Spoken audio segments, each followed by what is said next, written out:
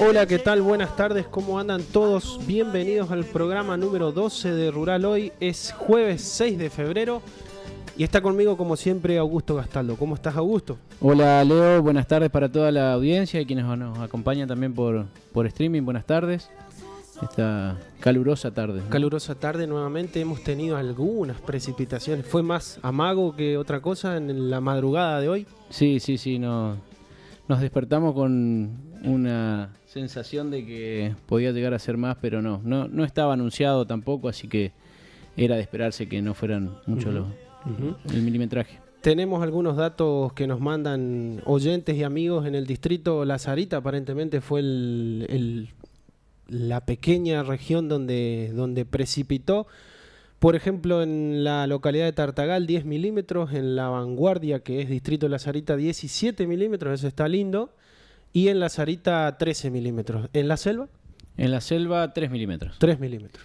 Sí, bueno. Sí, uno dice, está lindo. Ya nos conformamos con tan poco que poco parece mucho, pero en realidad no lo es ante el déficit, ¿no? Y la necesidad que hay. Lamentablemente estamos teniendo información sobre algunos lotes de soja muy críticos, inclusive algunos ya dándose de baja. Estaba muy chiquito el cultivo cuando entramos en este ciclo de altísimas temperaturas y sequía y directamente la soja se seca. Exacto. Así que eso es lamentable. Fue la semana, creo yo, récord en lo que va del año, en lo que va de este verano, de temperatura, sobre todo ayer y el día martes, muchísimo calor, y por lo tanto es, creo yo, una buena ocasión para volver a recordar este comunicado de Sociedad Rural de hace algunas semanas atrás, donde hablábamos de ultimar o de extremar los cuidados ante la posibilidad de incendios, porque también hubo incendios desde la semana pasada, acá cerca que sería el norte de las ciudades, en el Timbó, en Villa Ocampo, algunos incendios de no solamente forestales en la zona de ya cerca de la costa con el río, sino también de campos agrícolas o de pasturas. Pudimos ver en redes sociales, por ejemplo, una quema de un campo que tenía rollos hechos de pastura para alimento animal, así que una gran pérdida. Entonces hablábamos en esto de extremar los cuidados, algunos consejos, como por ejemplo no tirar fósforos o cigarrillos encendidos, no quemar basura, pastizales, ramas. Se puede postergar tranquilamente eso, me parece, si se trata, por ejemplo, de la basura. No hacer fogatas en el piso, en lo posible, y apagar con agua en caso de que se haya hecho alguna fogata, y tratar de enfriar bien los restos de esos pequeños fogones, ¿no? Exactamente. Extremar los recaudos, teniendo en cuenta que estamos viviendo una tormenta perfecta para los incendios y la rápida propagación, altísimas temperaturas, una sequía muy importante, y con el condimento de fuertes vientos hace que eso se retroalimente y se propague muy rápido, salga de control. Por más que uno crea que es algo pequeño y fácil de controlar, eso en cuestión de segundos deja de ser así, ¿no? Así es. Bueno, recuerden que al 3482 40 71 49 pueden comunicarse con Rural Hoy, dejarnos sus consultas, consejos, ideas, sugerencias. Como lo decimos siempre, estamos abiertos a escuchar y a darle la palabra a quienes gusten de hacer uso de ella. Y también pueden ver este programa en streaming entrando en la página de Facebook de reconquistahoy.com. Está el video en vivo, estamos saliendo en vivo. Y si no, la opción de radio online es ingresando en radiohoy.com.ar para tener el reproductor vía web, y también vamos a estar ahí en vivo haciéndoles compañía.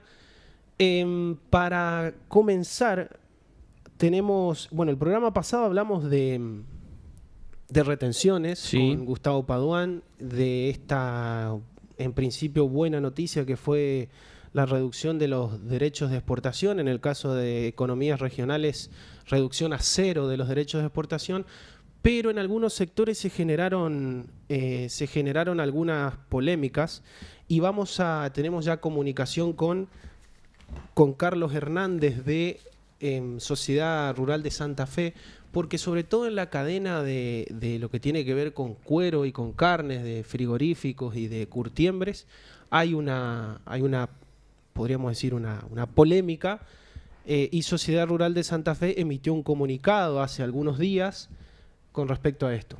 Así es, Leo. Bueno, para digamos, seguir contribuyendo con la introducción, dijimos que lo que era la baja de retenciones iba a dar mucha más tela para cortar y vamos a seguir con el tema en los próximos programas. Y bueno, hoy estamos justamente con una de las bajas de retenciones de economías regionales, que es con respecto al cuero, ¿no? Estamos en comunicación con Carlos Hernández, él es miembro de la Comisión Directiva de la Sociedad Rural de Santa Fe. Buenas tardes, Carlos. Augusto y Leonardo te saludan desde Reconquista. Hola, ¿qué tal? Buenas tardes a todos y bueno, y a toda la audiencia, ¿no es cierto? Muchas gracias por llamar. Por favor, gracias a vos por atendernos. Bueno, la idea sería conversar un poco contigo con respecto al comunicado que han hecho hace algunos días atrás, que el título es Gran noticia para los ganaderos, para los consumidores y para toda la cadena cárnica. Y tiene que ver con los cueros premium, ¿no? Comentanos un poco qué es lo que los motivó a hacer este importante comunicado. Bueno, el tema central, que era una situación bastante injusta, que se arrastró durante 50 años, en el cual la ganadería y o toda la cadena cárnica, ¿no es cierto?, subsidiaba a la industria curtidora, ¿no? O sea, era un subsidio cruzado o directo, en el cual al no poderse exportar los cueros que la industria argentina no podía procesar, generaba una baja impresionante en el precio de los mismos, y con lo cual se le estaba generando a esa industria un beneficio económico muy grande. Y por otro lado, los mataríficos, por ejemplo, en el caso más claro, que tenían la posibilidad de que cuando el cuero valía, con el valor del cuero y las achuras se pagaba el precio de la faena. Cuando el cuero no tiene valor, el precio de la faena o el costo de la faena, el matarife, hablando del matarife como figura, pero puede ser frigorífico, ¿no es cierto? Sí. Tenía que trasladar ese costo al precio final de la media red al gancho. Entonces, en conclusión, el precio al gancho tenía un sobreprecio de un 10% más o menos, que el valor de la faena, ¿no es cierto?, del trabajo en el frigorífico. Sí. O sea que es un beneficio para toda la cadena, para los consumidores, como pusimos en la nota, y para los ganaderos y para todo el procesamiento de la carne, ¿no es cierto?, para los frigoríficos. Sí. Y es un acto de justicia porque, bueno, la industria curtidora tendrá que trabajar con los valores internacionales en la materia prima. No sé cuál es el problema. Claro, sí. Se entiende que es el criterio que viene llevando adelante el gobierno nacional con estas posturas de apertura, ¿no? Claro, exacto. ¿Ustedes tienen contabilizado, Carlos, o han hecho algún cálculo de algún tipo, cuánto esto beneficiaría directamente en el precio del vacuno que se le paga al productor? Mirá, primero, los frigoríficos ahora tienen que salir a vender los cueros. O sea, que ahora se le abra a los frigoríficos o a algunos exportadores de cuero crudo, cuero salado, tienen que salir a venderlos al mundo. O sea, todavía no se va a ver el beneficio la semana que viene. Esto va a haber un nuevo mercado, sí. ¿no? Un nuevo mercado importante. Sí, hay que ver cómo, en definitiva, hay que ver cómo reacciona el mercado y los diferentes jugadores, ¿no? Un poco lo que pasa con la bajante de las retenciones hacia los granos, hacia los cereales o hacia las oleaginosas. Yo no lo en primera instancia en general no lo compararía, porque son dos cosas. Esto, o sea, las retenciones de grano es un sobreimpuesto al Estado Nacional, que bueno, después podemos analizar en qué se gastó toda esa plata durante tantos años, ¿no es cierto? Pero todos sabemos en general y a grandes rasgos que ese dinero se gastó para subsidiar la luz, el gas y el transporte en el AMBA. O sea, mientras nosotros teníamos que pagar la luz un precio bastante razonable, en Buenos Aires la luz se regalaba, ¿no es cierto?, la electricidad. Sí. Y ahí fue todo el dinero del interior agrícola argentino, básicamente, ¿no es cierto? Así es, sí. Un dinero aparte que en el caso de Santa Fe, si vos te pones a contar, que eso sí está bastante medido, era entre 2.000 y 2.700 millones de dólares por año que los productores agropecuarios regalaban al gobierno nacional, un dinero que se podría haber girado antes de pagar ese impuesto a las ganancias en la economía provincial. O sea, el efecto multiplicador de un gasto que podía hacer un agricultor en la provincia de Santa Fe, a lo mejor se podría haber hecho 2 giros al año, y es mucho dinero, porque estamos hablando de 40.000 millones de dólares en 20 años. Así es. O sea, Carlos, acá lo primero, sí. No, volviendo a los cueros. Al tema de los cueros. Sí, yo quería preguntarte para que nos cuentes a nosotros y a la audiencia, Sí. antes de este esquema de quita de retenciones, ¿qué se hacía con esos cueros, teniendo en cuenta que Perfecto. la oferta Bueno. de cueros desde el frigorífico es muchísimo mayor a la demanda que tienen las curtiembres? Exacto.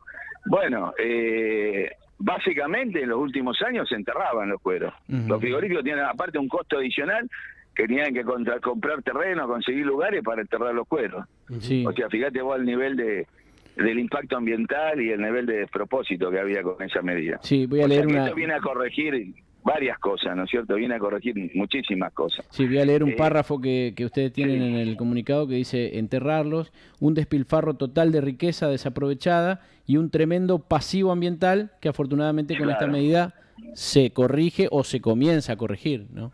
Exactamente. Bueno, eso es así. Es un despropósito eso. O sea, y esto se empieza a corregir. La protección y la prohibición de exportación de los cueros tiene dos etapas. Una es durante el gobierno de Gelbar en los años 70, cuando se prohíbe totalmente, el gobierno de Gelbar era el ministro, se prohíbe totalmente la exportación, se prohíbe la exportación de cuero. Después, durante la década de Menem, empieza de vuelta el debate sobre esa política, y lo que se llega, no nos olvidemos que estaba la familia Yoma de por medio, que había Sí. curtiembre. Sí. En lo que se llega ahí a un acuerdo medio raro, que sí, los cueros se podían exportar, pero en tanto y en cuanto esos cueros tuvieran el precio del cuero crudo en el mercado de Chicago. Ujú. Es como solamente la soja se puede vender si alcanza el precio de Chicago. O sea, bueno, que en el caso de los cueros no es lo mismo que la soja, por eso no Claro. no comparemos, ¿no es cierto? Sí, sí. Entonces, ¿qué pasaba? Hubo algunos años, por ejemplo, entre el 2005, 2007, por ahí, que el cuero alcanzó un boom del uso del cuero en el uso automotriz, y el cuero crudo si conseguía esos precios, y entonces estuvo exportando mucho cuero crudo, y en ese momento un matariz, por ejemplo, o un exportador de carne, o un grupo de productores que exporte, o vos mandabas los animales al frigorífico, el frigorífico se quedaba con el cuero y la achura y no tenía que pagar nada. No tenía Sí. que pagar nada por la faena. Sí, el, sí, sí. el frigorífico Así se era. sentía totalmente pagado, o sea. Carlos, Bueno, eso funcionó algunos años, pero después, al bajar un poco el precio en Chicago, es como que se volvía a prohibir absolutamente la exportación. Bueno, Carlos, Ese es un poco el tema. para finalizar y agradeciéndote este contacto, este Sí. costo de entre el 5 y el 10% que Sí. los frigoríficos trasladan a la carne por el hecho de Claro. que no tienen el ingreso del cuero, ¿vos crees que se puede reflejar en una baja de la carne ahora si los frigoríficos logran comercializar el Y cuero? sí, a mediano plazo sí, seguro. O sea, va a salir del frigorífico a un menor costo la carne. Después entran otros factores, pero Sí. bueno, pero sí, ese costo de faena se va a absorber con la exportación de cuero, seguro. Ujú. O sea, Bueno. seguro. Debería bajar el precio al público, Claro. pero también entramos en el precio de la carne, no solamente el precio del cuero. Claro. O sea, el precio de la carne también es la oferta y la demanda. El stock ganadero sigue cayendo, porque ese es el tema también. Nosotros seguimos con... O sea, el desastre que hizo Guillermo Moreno, que teníamos un stock ganadero de 62 millones de cabezas, pasamos a 50 millones de cabezas, porque la gracia de la década ganada fue haber sacrificado 10 millones de madres, sobre todo, ¿no? Sí, Cuando la carne no valía, hubo unos años que no valía nada, sí. el 2009, Nos y comimos la después de fábrica. golpe, claro, nos comimos la fábrica de ternero, Y después, ¿qué pasó? 2010, 2011, el ternero hizo un repunte que valía fortuna porque no habíamos quedado sin ternero. Sí. Pero la verdad de la historia que entre 2010 y 2009, cuando fue el boom del sacrificio, ¿no es cierto?, del chiquero que hizo esa política, no hemos podido recuperar los 62 millones de cabezas. Estamos hablando de 20 años. 20 años. O sea, las cosas no son tan fáciles. O sea, evidentemente nada es fácil. O sea, cuando se comete una atrocidad de esa magnitud, después no es fácil recuperarlo. No es que mañana, ¡pum!, sembramos más. Bueno, la ganadería tiene otros tiempos, otras inversiones. Es mucho más costoso hacer ganadería que hacer agricultura, porque vos la agricultura a 6 meses cosechás, la podés hacer sin plata, la podés hacer con crédito. Sí. Son procesos a largo plazo. Y tenés que comprar los vientres, tenés que tener el capital hacienda. La inversión por hectárea de la ganadería es mucho más que la agricultura. Así es. O sea que bueno, eso, Carlos. Eso es para otro debate, ¿no es cierto? Pero bueno, muy interesante. Muchas gracias, Carlos, por este contacto. Seguramente hablaremos de este tema en programas futuros. Bueno, estoy a disposición. Cualquier cosa que le interese lo seguimos. Gracias, Carlos. Gracias. Un abrazo grande. Y disculpen por mi extensión, pero ahí me entusiasmo y hablo y bueno. No, pero súper interesante. Gracias, Carlos. Bueno, hasta luego. Chau. Carlos Hernández de Sociedad Rural de Santa Fe, charlando sobre esta cuestión de retenciones cero en las economías regionales, en este caso el cuero. Presentamos, Alfredo, damos la bienvenida otra vez a Criollanza, que nos acompaña Augusto en Rural Hoy, desde el programa pasado. Presentamos y nos metemos en el tema del día. Seguimos, después de la sesión de fotos que nos hacía Gustavo, seguimos en este programa, decíamos, número 12 de Rural Hoy. Nos metemos, decíamos, en esta segunda parte en el tema del día que... para generalizar lo vamos a llamar como bienestar animal, Augusto. Así es, bienestar animal es un tema que nos interesa desde la producción. Está cada vez más mencionado, ¿no?, este término de bienestar animal.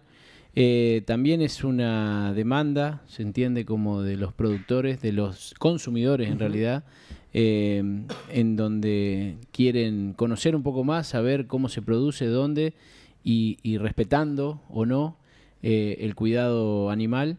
Y bueno, por eso la tenemos a nuestra especialista, que es muy demandada a nivel nacional, en el entorno del INTA también y en el entorno académico.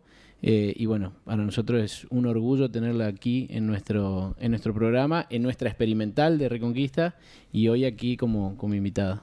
Está con nosotros Marcela Menichelli. Buena presentación. ¿Cómo estás, Marcela? Parece que me conoce poco.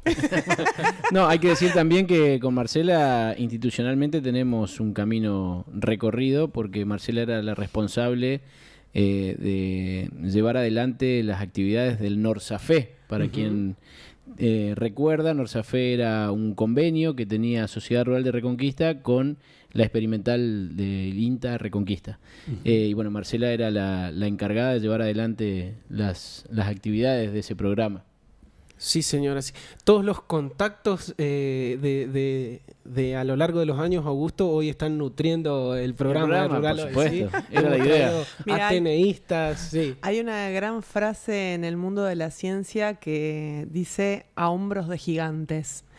Y significa que nadie, se refiere, ¿no?, a que nadie llega sin haber pasado, sin haberse nutrido de las experiencias pasadas y sobre todo de las experiencias de los que lo antecedieron. Claro. Entonces, bueno, digamos, nadie descubre la pólvora, traducido al criollo. Y bueno, y todo esto, ¿no?, uno va construyendo a lo largo de la vida un montón de vínculos, un montón de relaciones que un día terminan dando forma a cosas que no imaginamos cuando las hicimos, ¿no? Así es, tal cual. Nunca se me hubiese ocurrido que el trayecto en el Norsafe, con las 1001 aventuras de aquella época, iban a terminar hoy en un programa de radio hablando de bienestar animal. Sí, y Augusto seguramente tampoco se lo hubiera imaginado, ¿no? Para nada. Bueno, bienestar animal. Yo personalmente la primera vez que escuché este término, porque vamos a meternos primero en la parte conceptual, ¿no? Tiene que haber sido 2007-2008 cuando como alumno de EFA, un profesor nos viene con un material sobre este tema, donde hablaba, por ejemplo, sobre todo de las prácticas de manejo, y veíamos la primera vez que veía imágenes de productores haciendo el manejo en el corral con banderas, por ejemplo, y hablaba de evitar los gritos, los perros y esas cosas. ¿Va por ahí?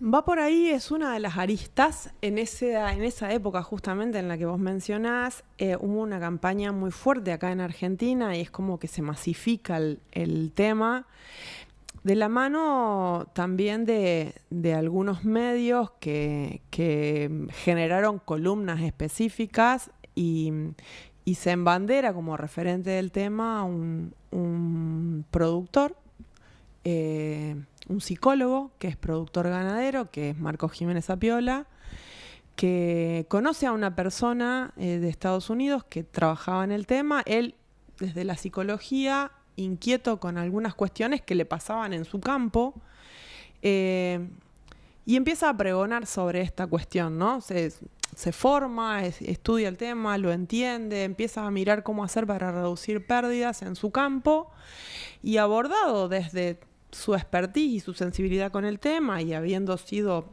conmovido de algún modo por estos expertos de afuera, empieza a dar charlas sobre el tema, ¿no? Empiezan a aparecer columnas en medios de tirada nacional sobre el tema, donde Marcos escribía una columna semanal, una columna mensual.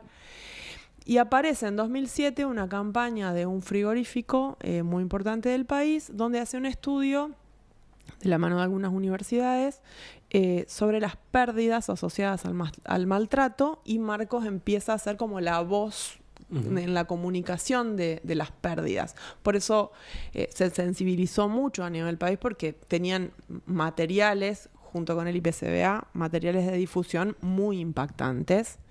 En aquella época desde el Norsafe los invitamos a venir y ellos dieron una charla, y imagínate, auditorio lleno, 300 personas en un auditorio en el ámbito ganadero no es una cotidianeidad, es algo bastante especial, digamos. De noche, a oscuras, y empieza a sonar a todo volumen ruidos de cadenas y es como una sensación muy inquietante, ¿no? Y así empiezan los videos de qué le pasa a un animal cuando de repente está arriba de una situación desconocida, como es un camión. Nosotros por ahí viajamos en auto o en colectivo. Un animal se sube a un camión como mucho 2 veces en la vida, cuando lo pasan del campo de cría al campo de invernada y después cuando va al matadero. Y entonces, y a eso, al ruido de las cadenas de la puerta guillotina del camión, se suman los gritos y se suman los perros, y bueno, y arranca así, sensibilizando, ¿no? con el miedo a lo desconocido, a ese ambiente diverso. Y bueno, eso conmovió mucho, se trabajó bastante en las EFAs este material, y por ahí, por eso te debe estar sonando bastante. Pero el tema viene desde mucho antes, en realidad. Quien arranca con este tema es Ruth Harrison, una mujer de Reino Unido, esposa del dueño de un frigorífico. Y esta mujer empieza a cuestionarse algunos procesos y el costo biológico de algunos procesos que pagan los animales, o el precio que pagan los animales en ese proceso de que comamos carne. Y escribe un libro llamado Máquinas Animales, referido sobre todo a la cría de pollos y a la cría de cerdos. No lo pensemos en el contexto de Argentina, de lo que cualquier persona de extracción medianamente agropecuaria o de un pueblo chico se puede imaginar en su cabeza como criar pollos o criar cerdos. Pensémoslo en un contexto europeo de superficies absolutamente reducidas, confinamiento extremo y absoluto, sin ningún tipo de protección en aquel momento respecto de el bienestar o el cuidado de lo que a un animal podía estar pasando en ese momento. Entonces ella se cuestiona y dice, son animales, no son máquinas de producir carne. Y entonces a partir de ahí el Reino Unido le encarga a un consejo de expertos que ponga luces sobre eso. Che, ¿es verdad lo que dice esta mujer? O cómo se produce. Y ahí empieza ya hace más de 60 años a hablarse de bienestar animal. ¿De qué necesita un animal? ¿Cuáles son las condiciones o las cosas que necesita un animal para poder vivir, para poder producir, para poder desarrollarse en un ámbito que respete esas condiciones, ¿no? Así que ya lleva un tiempo. Uh-huh. Sí, veo. ¿Podríamos hacer un repaso de prácticas o de cosas que sí y cosas que no en la ganadería, hablando sobre todo ganadería bovina, ¿no? Pero en general en la ganadería acá en nuestra zona, recomendaciones o cuidados que se podrían tener? Sí, se nos haría largo el programa, pero sí se podrían hacer muchas recomendaciones, porque en realidad, si yo te digo, el bienestar animal, si vos lo pensás como el estado físico y mental con el cual el animal hace frente a la situación que le toque vivir, esa situación puede ser sumamente diversa de acuerdo a de qué campo estemos hablando o a qué momento de la vida del animal estemos hablando. No es lo mismo si es un ternero que está al pie de su mamá que si es la mamá de ese ternero. No es lo mismo si es un animal que ya ha sido destetado y está en el proceso de una recría, macho o hembra.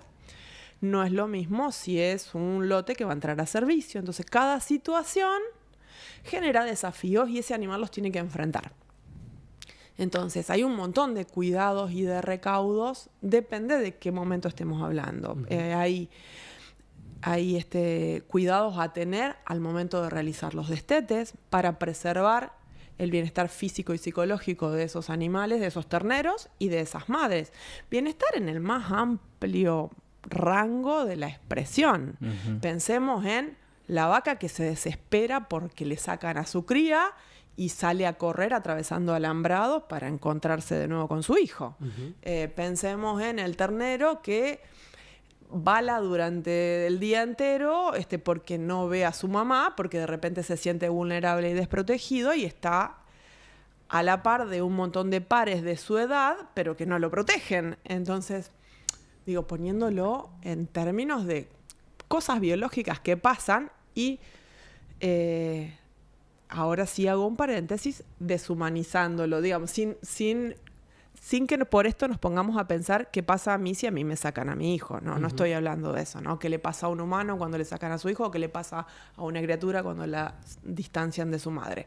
Pensémoslo en términos del ternero. Le pasan cosas y de nosotros depende, de cómo lo cuidemos, que esas cosas puedan ser afrontadas de una manera más amigable y le permitan al ternero rápidamente seguir con su vida y adaptarse a ese entorno y arrancar a comer y a tomar agua y a hacerse amigo de sus nuevos amigos. Claro, volver a la normalidad. Volver a su normalidad. Uh-huh. La que él conocía hasta ese momento era estar al lado de su mamá.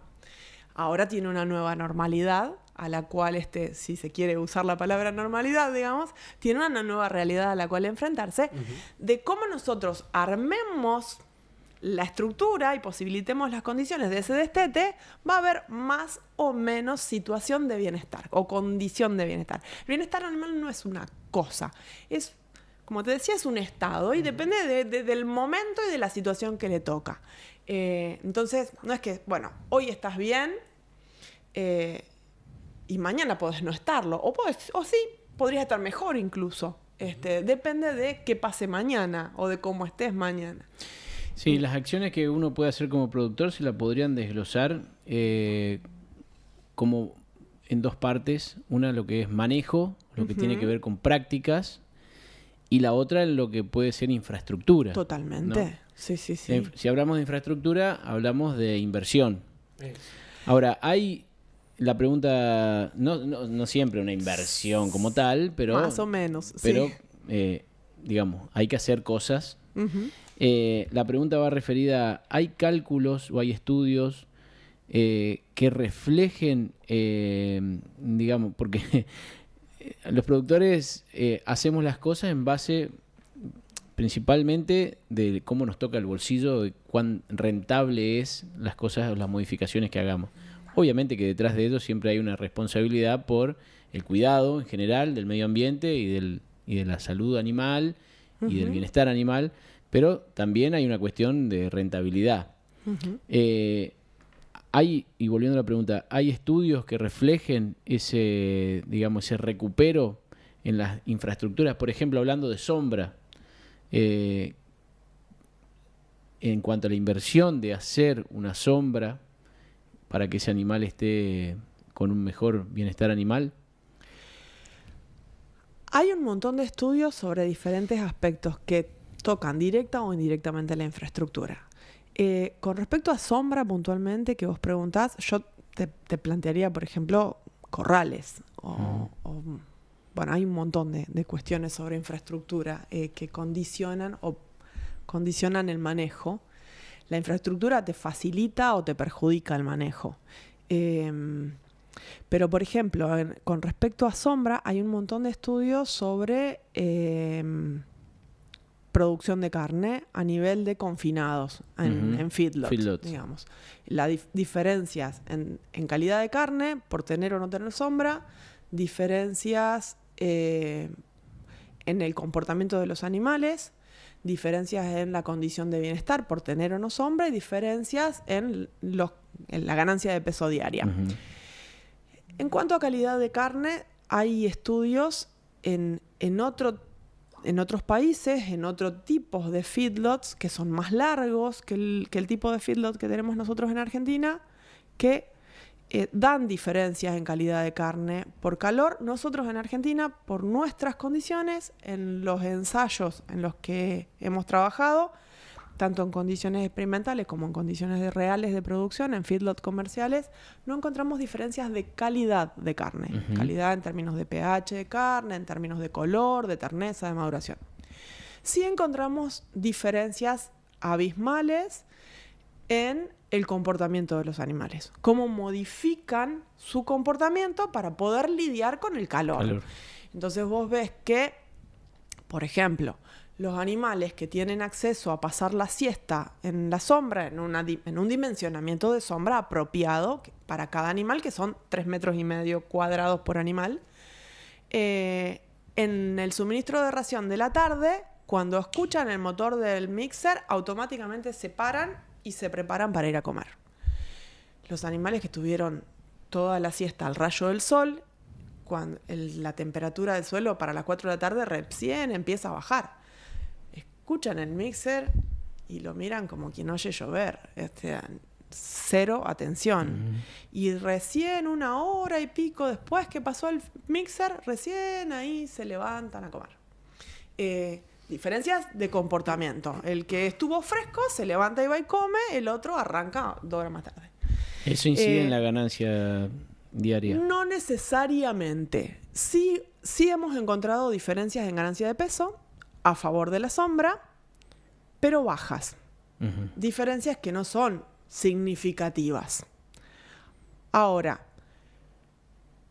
en uno de los feedlots donde trabajamos, resultó que para nosotros la diferencia en términos estadísticos, en términos de ciencia, no era una diferencia importante. Sin embargo, el productor automáticamente sacó la calculadora y dijo, pero yo con el volumen de hacienda que muevo por año, con esa mínima ganancia que para vos es despreciable, me pago la sombra.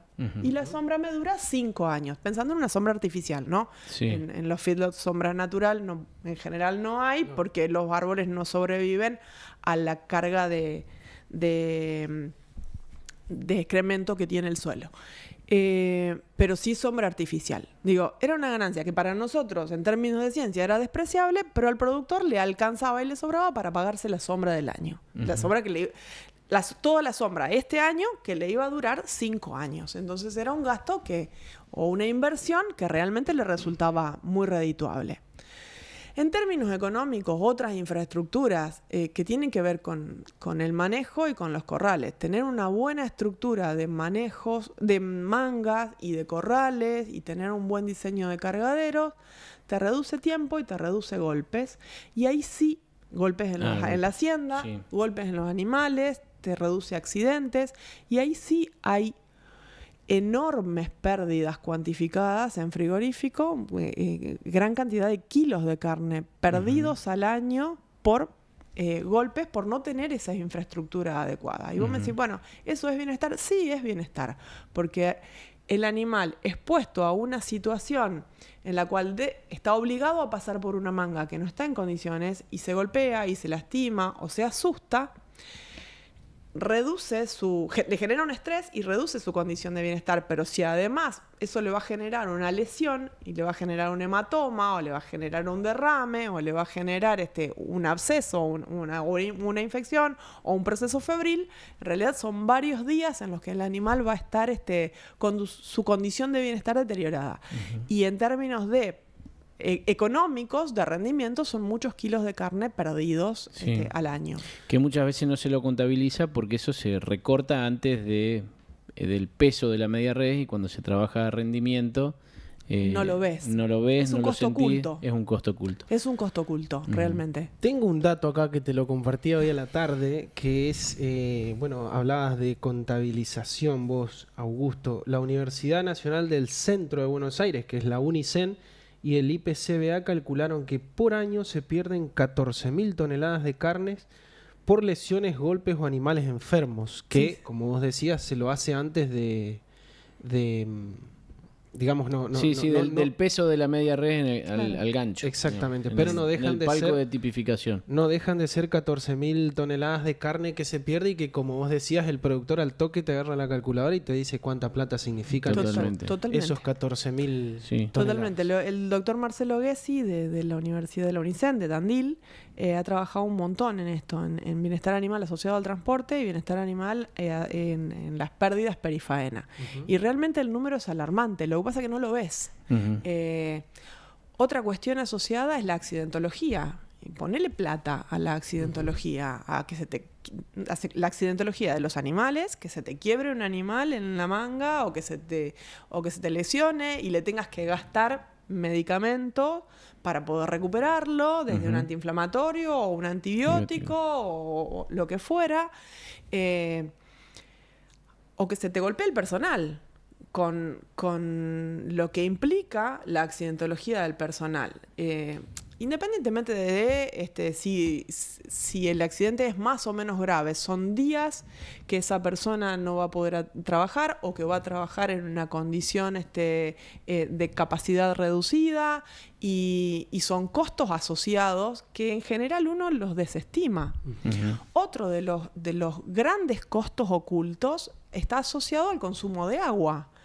Está súper estudiado que un animal, y vos que preguntabas por la sombra hoy, un animal, el agua tiene no solo un valor nutricional en términos de permitir que el animal realice todos sus procesos metabólicos y sobreviva, sino que además tiene un factor de estabilizador térmico. El animal no solo toma agua para saciar la sed, sino toma agua para enfriarse por dentro. Ustedes saben que las vacas no transpiran y no pueden perder calor por transpiración.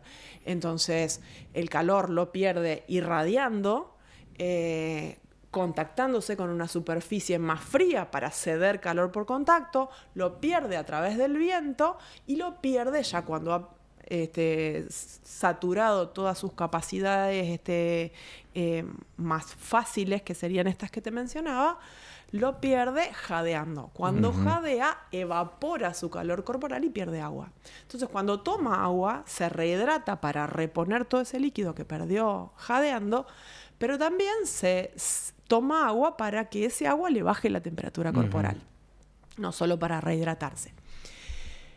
Está súper estudiado que cuando una vaca tiene acceso a sombra, consume mucho menos agua que cuando no la tiene. De hecho, por ejemplo, los chicos del INTA de Leales, que es un lugar de Tucumán que es más o menos húmedo como acá, como Reconquista, 70-80% de humedad, es una parte de Tucumán húmeda y muy calurosa.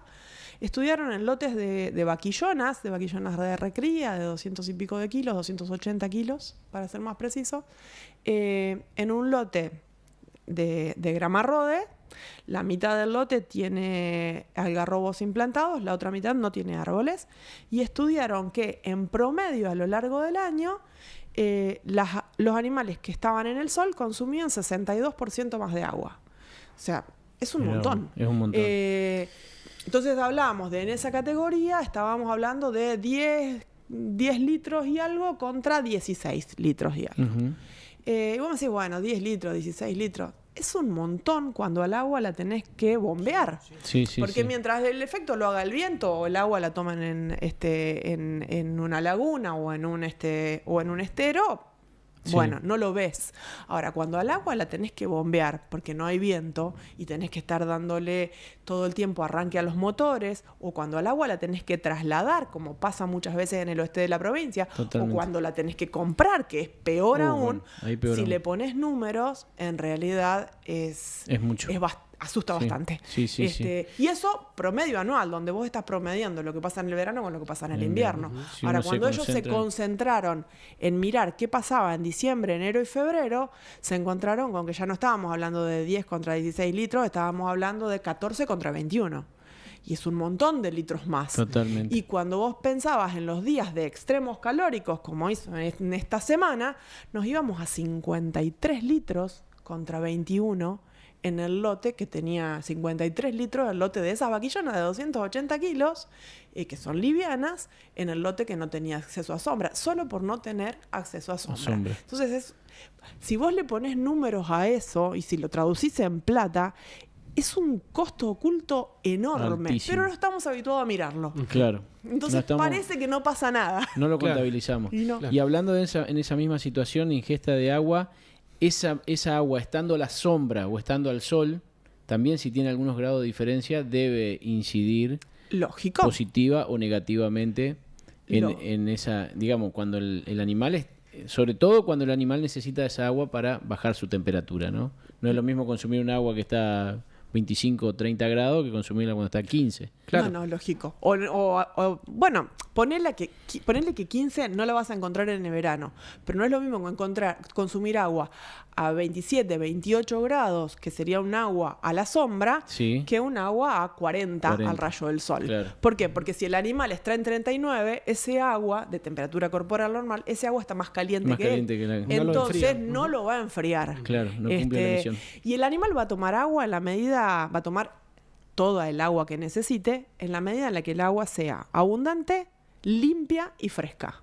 Si el agua está sucia, reduce consumo. Si el agua está caliente, reduce consumo. Si el agua es poca, bueno, lógico, reduce consumo. Entonces, claro, entra en un círculo vicioso, digamos, en el que no llega a cubrir sus necesidades y su nivel de estrés comienza a aumentar y en algún momento sacrifica producción, en algún momento reduce consumo, en algún momento gana menos peso. Será mínimo o máximo, hay que terminar de medirlo. Bien, decías, Augusto, que miramos y hacemos y prestamos atención en la medida en que nos afecta o no nos afecta el bolsillo. Me parece que está claro que esta cuestión del bienestar animal no es solamente por el bienestar en sí mismo, sino que es todo un factor que hace a la eficiencia, en definitiva. Por lo que vos decías, una vaca un animal que se te golpea es un costo.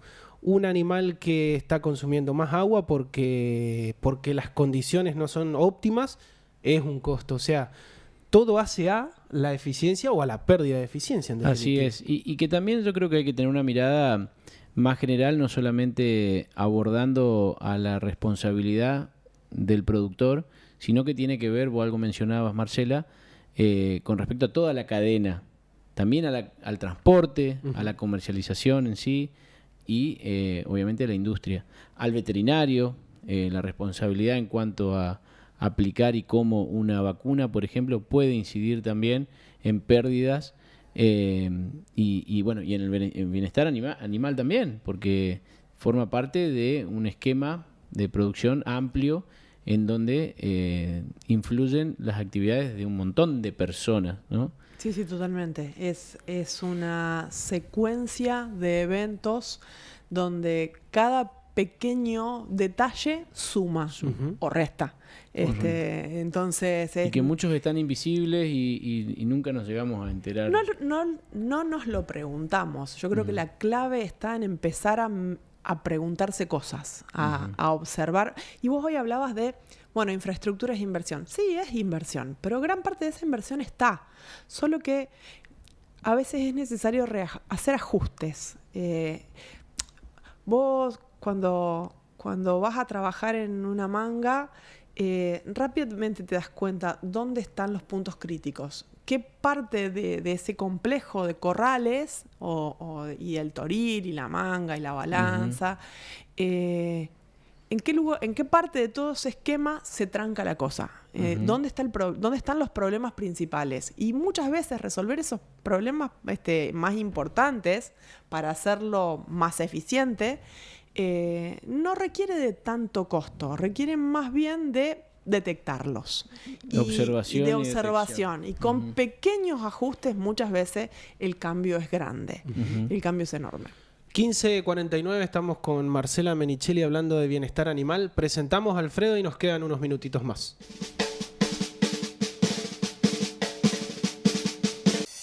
En UAA sabemos que la confianza en lo que consumimos es esencial. Por eso te presentamos Criollanza, nuestra marca de carne que nace en nuestra tierra con el compromiso de siempre. Con Criollanza llevamos carne de nuestros productores hasta tu mesa. El mismo cuidado, el mismo sabor, ahora con nuestra identidad. Criollanza, una marca de la Unión Agrícola de Avellaneda. Encontrala en nuestros supermercados y otros puntos de venta. Criollanza.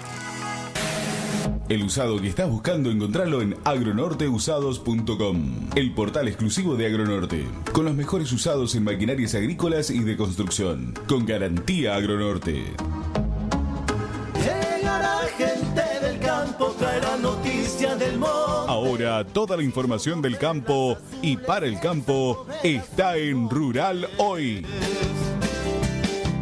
Cada jueves de 15 a 16 en Radio Hoy 96.9 y por el streaming de Reconquista Hoy. Rural Hoy, un espacio de la Sociedad Rural de Reconquista para todo el sector agropecuario, con Leonardo Faín y Augusto Gastaldo. Llegará gente del campo, mi casa se ha vuelto fiesta.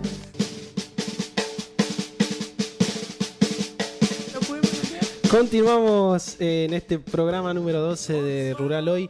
Marcela, hablaban recién con Augusto del veterinario, decía, de la sanidad. Yo lo que quería preguntarte, que me estaba quedando pendiente, es si el bienestar animal hace o contribuye a la sanidad del animal también. Mira, se habla en el bienestar animal de hace muchos años, viste que yo te decía que se empezó en el 59 a hablar de esto. Se hablaba de libertades, de que el animal, para estar en una condición de bienestar, tenía que estar libre de hambre y sed, libre de incomodidades, libre de dolor, libre de miedo, bueno. Y en realidad las libertades son muy absolutistas, entonces no existe, no hay forma de que vos nunca vayas a tener hambre. En algún momento del día tenés hambre y de hecho por eso vas a comer. Y a veces tenés hambre más de un día y eso no significa que sea determinista, digamos, que bueno, ya está, perdiste la condición. De hecho esos pequeños desajustes y esas pequeñas incomodidades nos movilizan a evolucionar. Es todo temporario, nada permanente. Hasta ahí, es todo temporario. Entonces, bueno, después en la evolución pasamos a dominios del bienestar. Entonces, como los dominios son como grandes áreas. Entonces tenemos el área de la nutrición y aspectos que favorecen al bienestar animal desde la nutrición, sólida, líquida. El dominio de la salud, aspectos de la salud que hacen que el animal esté en un mejor estado de bienestar o en un peor estado de bienestar. El dominio del ambiente, que tiene que ver con el lugar donde está alojado, y hoy hablábamos de la sombra, del acceso al agua, si el agua está más en un lugar más equidistante en el potrero, si tienen que caminar 10 kilómetros para llegar hasta el aguado, si tienen que pegarle la vuelta a un monte impenetrable, entonces terminan eligiendo quedarse al lado del agua y sacrifican comer con tal de poder estar más cerca del agua, porque tienen muchos desafíos para poder llegar hasta ella. Cosas que tienen que ver con el manejo. Todo eso tiene que ver con el manejo, con el diseño, con la planificación, con la estructura del campo, con en esto que vos decís del manejo, cuestiones que tienen que ver con la relación humano-animal. No es lo mismo animales que están acostumbrados a un trato amable de los humanos que animales que cuando ven al humano se atajan porque se viene el chicotazo. No, o a otro humano. Muchas veces se ve, vos vas a ver un lote y te dicen, no, están así porque te desconocen. Claro. Y te desconocen. Desconocen a la persona que lo maneja todos los días. Te desconocen, totalmente que te desconocen. De hecho, en este momento estamos haciendo un trabajo de investigación de estrés calórico para comparar. Yo vengo de trabajar en estrés por calor en animales feedloteados.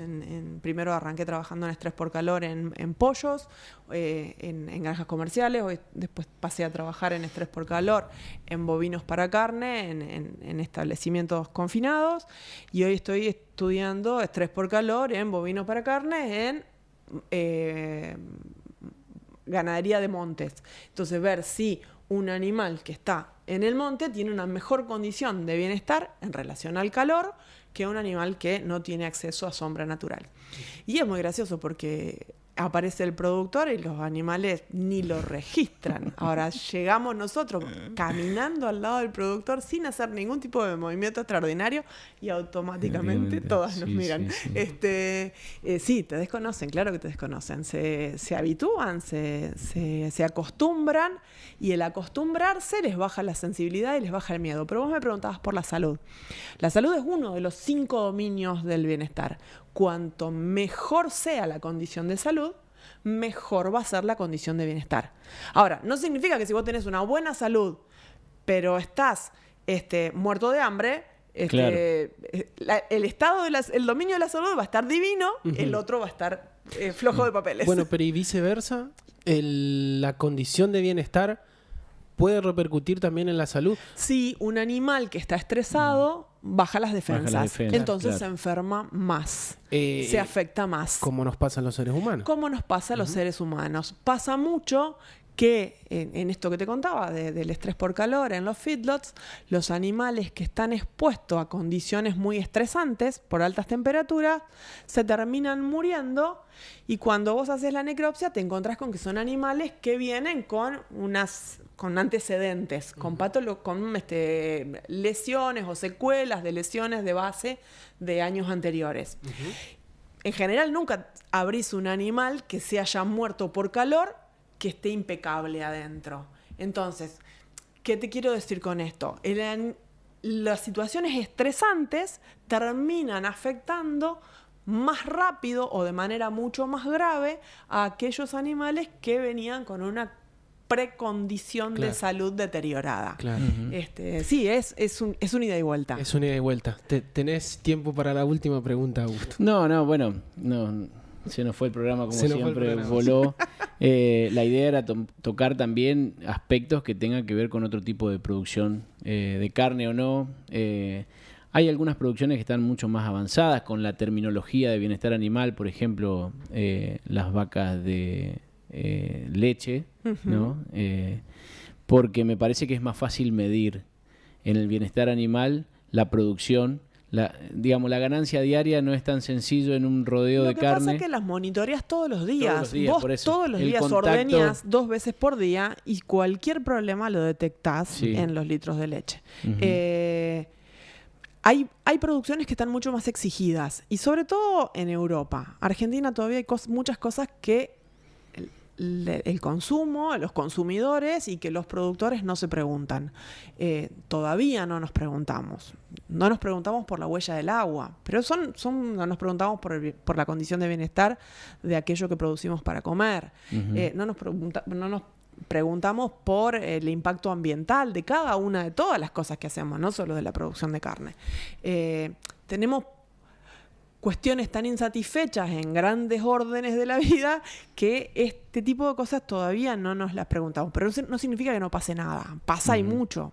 Claro, no la que estamos no las estemos mirando, que tengamos otras urgencias una cuestión de las dejemos priorización de lado por ahora y prioricemos otras cosas, no significa que no pase nada.